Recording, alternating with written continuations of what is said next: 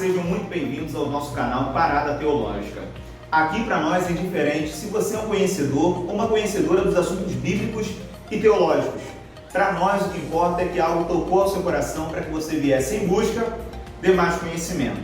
Eu sou o presbítero Felipe Moreira e para mim será um prazer te acompanhar nesta estrada de estudo. Mas antes eu quero te aconselhar, aproveite para se inscrever em nosso canal. Exato, porque esta é apenas a primeira de muitas aulas. E para que você não venha perder nenhuma das nossas aulas, nenhum dos nossos conteúdos, é importante que você esteja inscrito ou inscrita em nosso canal. E chega de apresentações e considerações, pegue seu material de estudo, seu material de anotação e vamos à aula, porque é para isso que você está aqui, correto? E antes de entrarmos nos assuntos desenvolvidos pela teologia, por que não buscarmos compreender a importância do estudo da teologia e quebrarmos aquele pensamento de que teologia não é para gente? Teologia é algo difícil, sim, tem as suas complexidades, como todas as áreas da vida, certo? Também aquele pensamento de que teologia é coisa para quem prega, é coisa para quem dá estudo, é coisa de obreiro. Não, a teologia é para quem compreende a importância dela.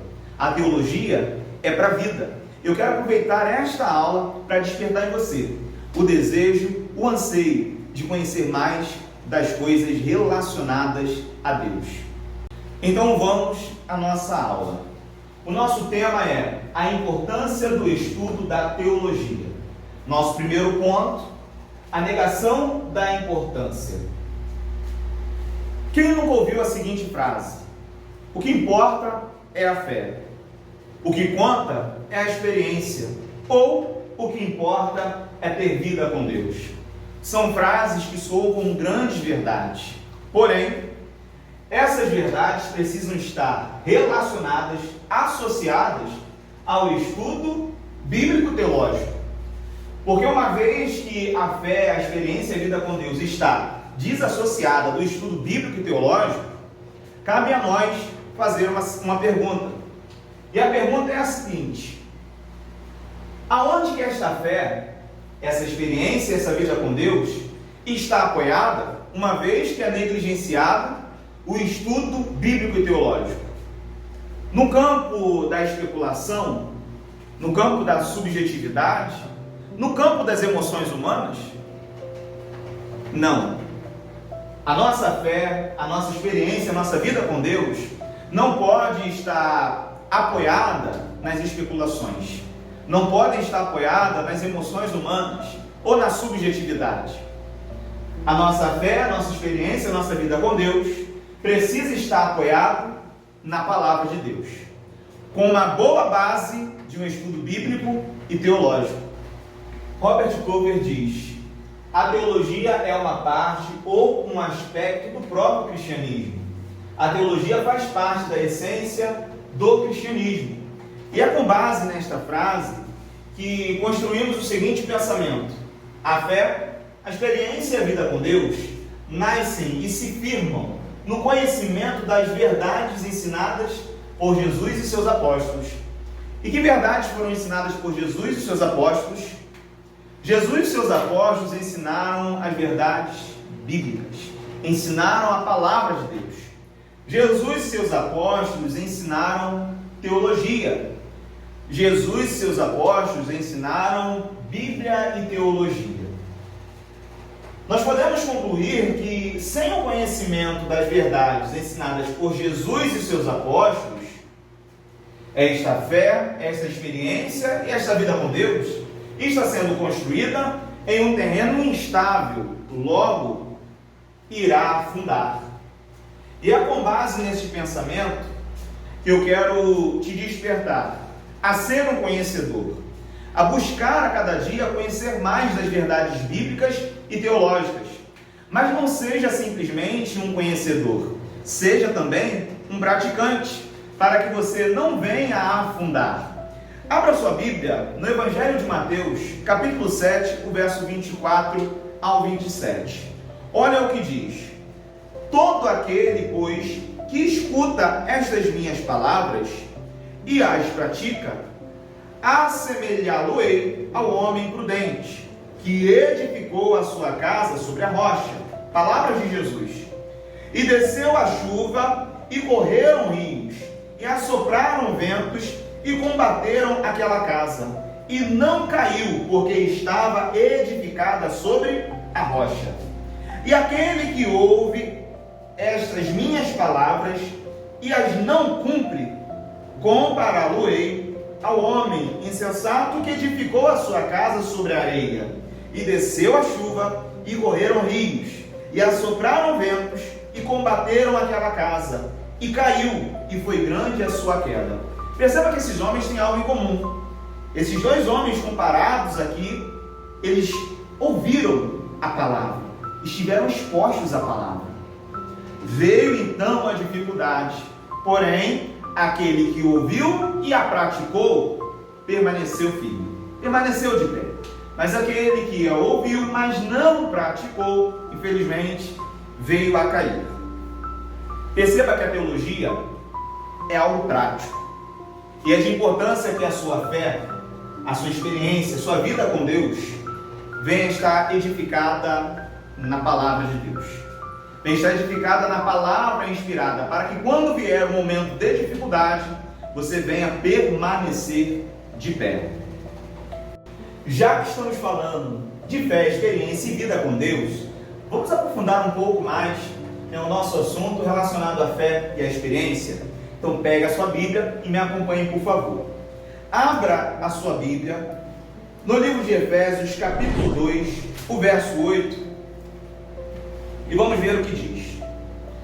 Porque pela graça sois salvos. Maravilha ouvir essa palavra. Por meio da fé. E isso não vem de vós, é dom de Deus.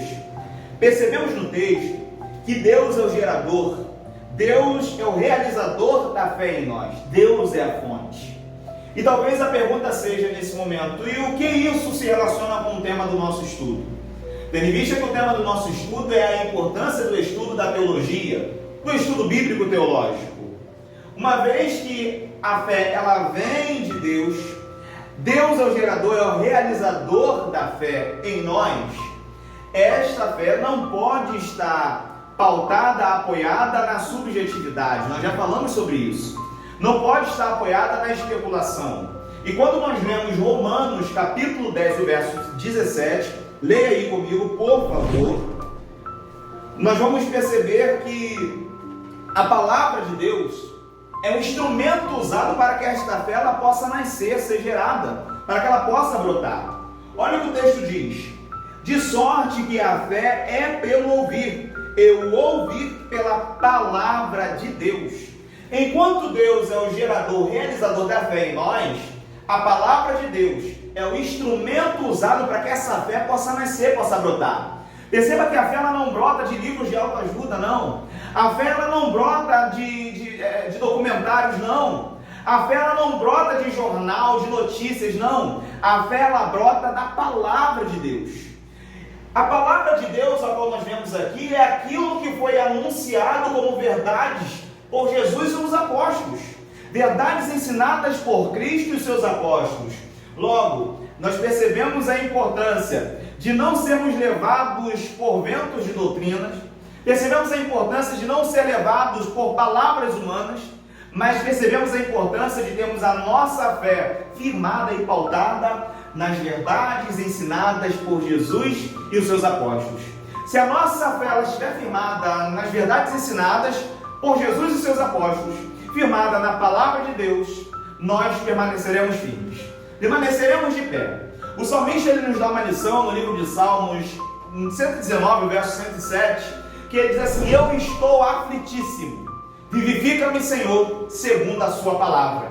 Que possamos crer, através da fé que Deus nos deu, que esta palavra é palavra de renovo, é palavra de vida, é palavra de salvação. Por isso, dedique-se ao conhecimento e ao estudo dessa palavra.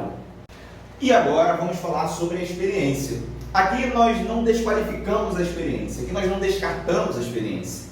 Nós compreendemos a importância que a experiência tem, porém, a experiência precisa estar no lugar dela. E a experiência não está acima da palavra de Deus. A experiência não está acima da doutrina bíblica. Porque a experiência não constitui doutrina. Experiência não é base doutrinária. A A experiência é de caráter pessoal, diferente da doutrina que é de caráter geral. E aqui eu tenho dois textos para trabalhar com você, que é Josué capítulo 6 e 2 Reis capítulo 5, para construirmos um pensamento. Quem não conhece a história de Josué, no capítulo 6, Josué é o sucessor de Moisés, e quando chega no capítulo 6 é necessário conquistar a cidade de Jericó, que é protegida por um grande muro, e Josué vai ser instruído a rodear a cidade, tocar as trombetas e dar um brado no final de tudo, porque os muros viriam ao chão, pois o Senhor já havia dado a cidade a Josué, o seu povo. E assim Josué faz, ele rodeia a cidade, ele toca as trombetas, dá aquele brado, os muros vêm ao chão, o povo adentra a cidade, e nós sabemos o desfecho aí dessa história. Ou também, 2 Reis, capítulo 5, que é a história de Naamã, o chefe de exército, sofria de uma doença, sofria de lepra. E debaixo da obediência à palavra do profeta Eliseu, Naamã vai mergulhar 7 vezes no Jordão e vai ser curado da sua doença, vai ser curado da sua lepra. Nós conhecemos essa história. Aí você pode me perguntar, mas presbítero, o que isso tem a ver com o nosso estudo? Observe o tema: a importância do estudo da teologia, a importância do estudo bíblico-teológico. Uma vez que nós negligenciamos o estudo bíblico e teológico, corremos o risco de nos tornar reféns de homens cruéis, de homens covardes, homens vis, homens interesseiros, que usam textos da própria Bíblia para escravizar o povo, usam textos bíblicos para tornar pessoas reféns, usam textos bíblicos para construir um exército de alienados. Essa é a importância do estudo bíblico e teológico, porque hoje há homens que, para o seu benefício, sem amor no coração, homens maldosos, usam textos, fragmentos de textos, para constituir doutrina. Usam textos de caráter pessoal para constituírem doutrinas de caráter geral. E então nós temos um grande problema. E o problema é ter que lidar com a imaginação, com a criatividade desses homens. Uma vez que a criatividade ela está tão aflorada que nós nos impressionamos com algumas coisas que nós vimos em nossos dias. E a única forma de combatermos essa criatividade, essa imaginação no homem, é com base teológica, é com base bíblica. É através das verdades ensinadas por Jesus e os seus apóstolos. Mas nós vivemos em um tempo onde a preocupação desses homens não é preparar pessoas biblicamente, teologicamente. A preocupação desses homens não é apresentar as verdades ensinadas por Jesus e os seus apóstolos. Porque uma vez que estamos preparados biblicamente, teologicamente, não tem como consumir qualquer coisa. E uma vez que estamos prontos, preparados biblicamente, teologicamente, a nossa visão ela abre. E quando a nossa visão ela abre, a máscara de muitos homens cai. Então, para esses homens não é interessante preparar pessoas dentro da palavra, não. É mais interessante trabalhar a imaginação, é mais interessante trabalhar a criação, porque através da imaginação e da criação conseguimos manipular as pessoas. Entendendo isso, a gente precisa agora trazer o exemplo para os nossos dias. Entendendo isso agora, nós vamos contextualizar com base nos textos a qual eu trouxe aqui. Você já deve ter visto, talvez, em algum lugar, algo parecido com o que eu vou falar. Mas se não viu, não se espante em ver. Josué capítulo 6. Conhecemos a história. Já anunciei aqui para você.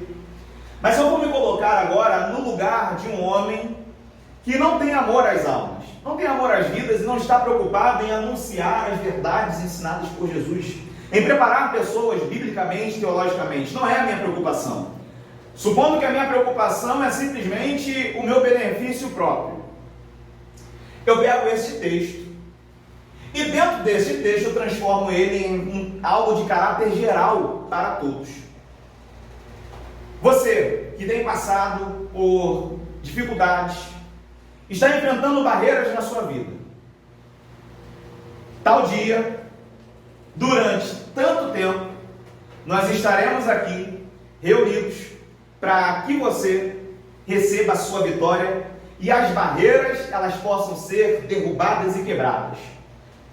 Logo, o povo vai glorificar, logo o povo vai, pular e tudo mais. E chega o dia dessa reunião.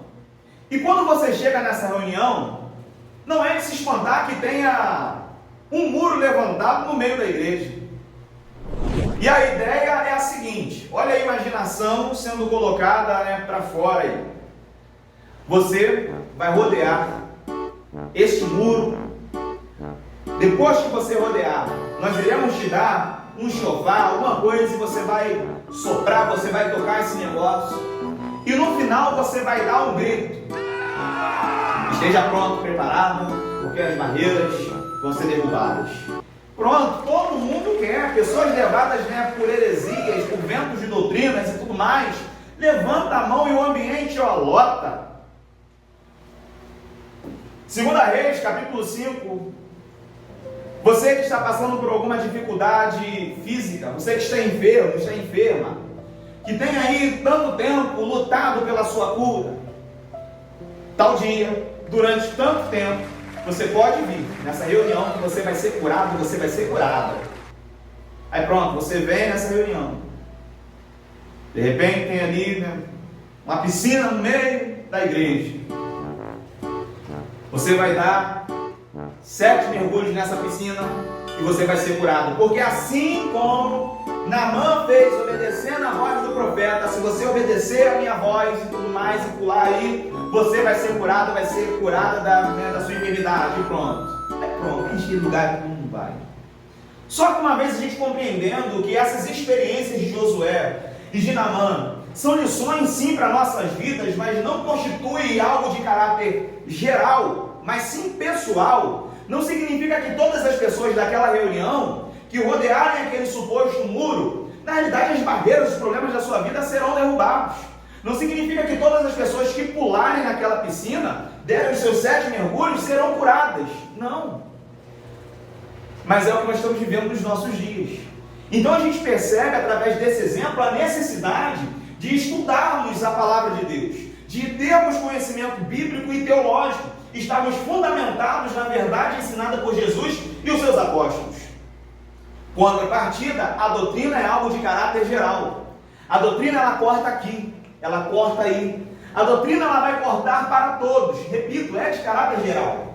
E vamos ver o que é a doutrina. São princípios que servem como base. Definimos, tem uma base para um sistema. E o que significa sistema? É um conjunto de elementos organizados de forma intelectual. Então são vários elementos organizados de forma intelectual. Pronto, entendendo isso, estamos falando de sistema. Sistema nos leva à sistemática, porque nós iremos trabalhar no nosso canal a teologia sistemática. Tá? Então continue com a gente no nosso canal. Já aproveita aí para você se inscrever, tá bom? Se inscreva no nosso canal para que você não venha perder essas aulas. Voltando aqui, relacionado à teologia sistemática, a função dela é pegar as doutrinas bíblicas e trabalhar de forma organizada e intelectual. Então, um exemplo, eu vou ter na doutrina sistemática o estudo da soteriologia, que é o estudo da salvação. Vamos estudar as coisas relacionadas à salvação. Dentro do estudo da salvação, da soteriologia, nós vamos ter a justificação, nós vamos ter a regeneração, nós vamos ter a santificação e assim por diante. Enfim, isso é só para você entender.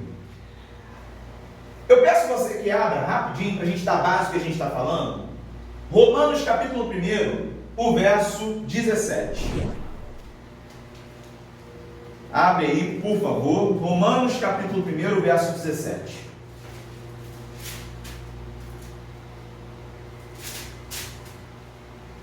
Diz assim: porque nele se descobre a justiça de Deus, de fé em fé.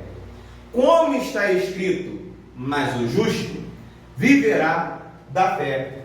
Aqui nós temos um texto de caráter doutrinário. Lembra que eu disse que dentro do estudo da salvação, nós trabalhamos a justificação? É um texto que trata sobre a justificação. porque nele se descobre a justiça. Nele quem? Em Cristo se descobre a justiça de Deus. De que forma? De fé em fé. Qual é a base? É a fé. Qual é o sistema? A justiça, a justificação. Isso é de caráter geral. Ninguém é justificado perante a Deus se não for através da fé em Cristo Jesus.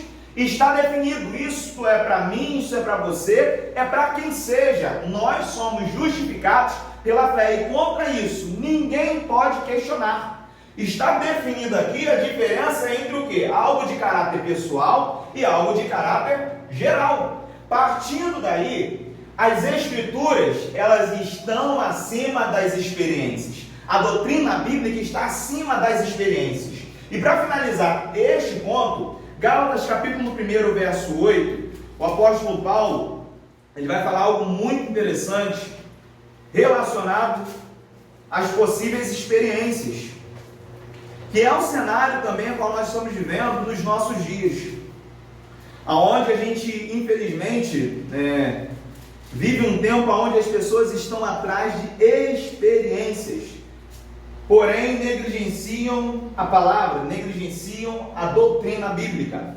Gálatas capítulo 1, verso 8, olha o que o apóstolo diz: mas ainda que nós mesmos, ou um anjo do céu, vos anuncie outro evangelho, além do que já vos tenho anunciado, seja anátema, seja maldito.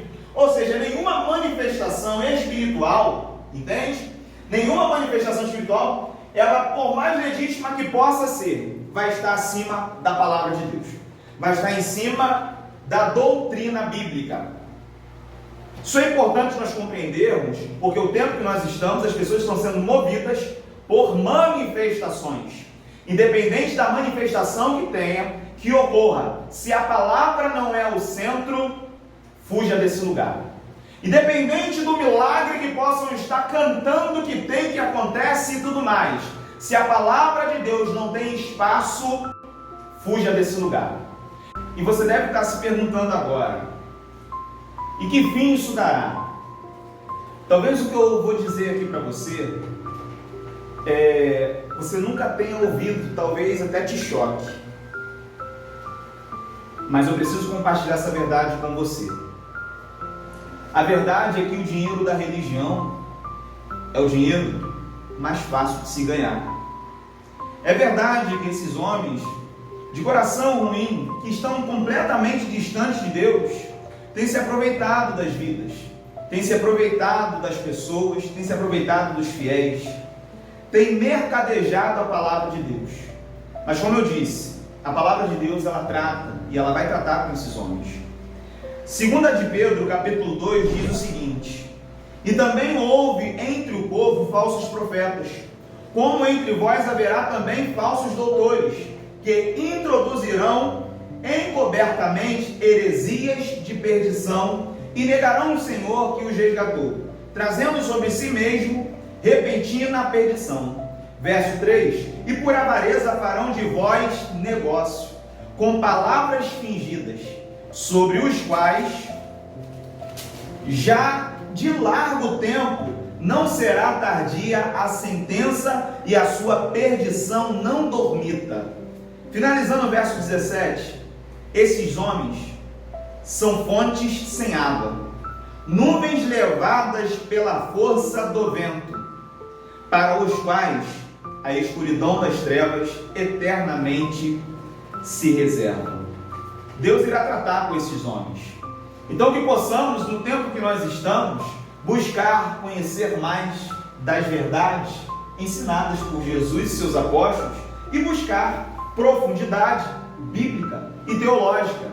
Que esta aula esteja sendo um incentivo para você. Que esta aula ela esteja sendo um divisor de águas para a sua vida, para o seu ministério, para o seu conhecimento. E agora, caminhando para o final desta primeira aula, relacionada ao assunto, a importância do estudo da teologia, eu quero compartilhar com você pelo menos 3 textos, para que você possa fazer um estudo, seja semanal, seja diário. Eu não sei como que você tem organizado os seus estudos bíblicos, mas são versos que estão relacionados com o nosso tema.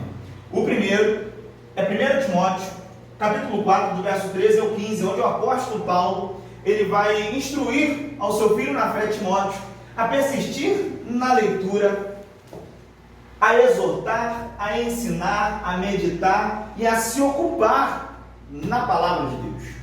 Com qual finalidade? Para o aproveito de todos.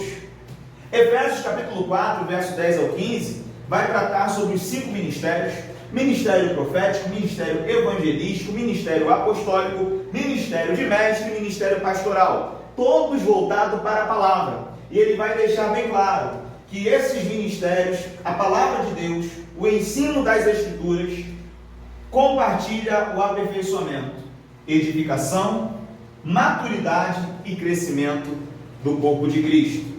E por último, 1 de Pedro capítulo 3, o verso 15, que vai nos despertar a estarmos preparados para, no momento que alguém pedir razão da esperança que há em nós possamos falar. Então, esses textos que possam servir aí para a sua reflexão, para o seu estudo, para a sua meditação. E aqui eu quero reforçar: se você chegou no final da aula e não se inscreveu no nosso canal, peço a você que se inscreva.